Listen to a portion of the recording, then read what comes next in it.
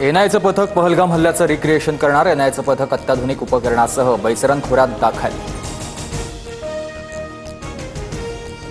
उत्तर प्रदेशात गंगा एक्सप्रेसच्या हवाई पट्टीवर राफेल, जॅग्वार आणि मिराज सारख्या लढाऊ विमानांचं टेक ऑफ आणि लँडिंग ड्रील. आपत्कालीन परिस्थितीमध्ये एक्सप्रेसवेची व्यवहार्यता तपासली. पुढील आदेशापर्यंत पाकिस्तानींना परत जाण्यास भारताकडून वेळ. अटारी बॉर्डरचे दरवाजे उघडले. पाकिस्तानी नागरिकांना परत पाठवण्याची प्रक्रिया सुरू.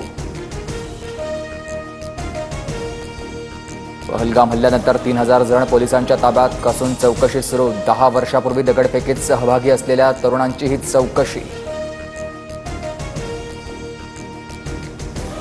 पहलगाममधील हल्ल्यात पाकिस्तानच्या कटाचे पुरावे मिळाले. बेताब व्हॅलीमध्ये दहशतवाद्यांनी शस्त्र लपवल्याचं तपासात उघड. एनआयए सूत्रांची माहिती. एनआयएकडून पहलगाम हल्ल्याचा प्राथमिक तपास अहवाल तयार.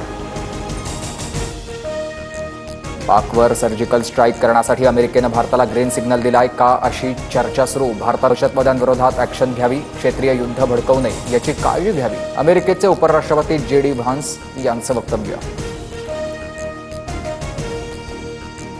पाकिस्ताननं दहशतवादाला खतपाणी. पाकिस्तानला एक भूतकाळ, देशाला खूप त्रास सहन करावा लागलाय. एका वृत्तवाहिनीला दिलेल्या मुलाखतीत बिलावल भुट्टोचं वक्तव्य. राफेल लढाऊ विमानामध्ये आता ब्रह्मोस बसवण्यात येणार. सूत्रांची माहिती. ब्रह्मोस हे नेक्स्ट जनरेशन सुपरसॉनिक क्रूज क्षेपणास्त्र.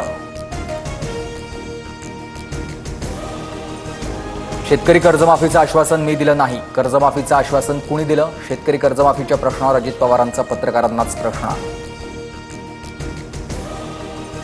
चंद्रपुरात भीषण पाणी टंचाई. अनेक भागामध्ये टँकरनं पाणी पुरवठा. तर नाशिकच्या आंबेवाडीमध्ये तलाव आटल्यानं पाझरणाऱ्या झऱ्यामधून महिलांना पाणी भरण्याची वेळ. राज्यभरात पुढील 4 दिवस हलक्या ते मध्यम पावसाची शक्यता. राजस्थानच्या पूर्व भागात वाऱ्याची चक्रीय स्थिती निर्माण.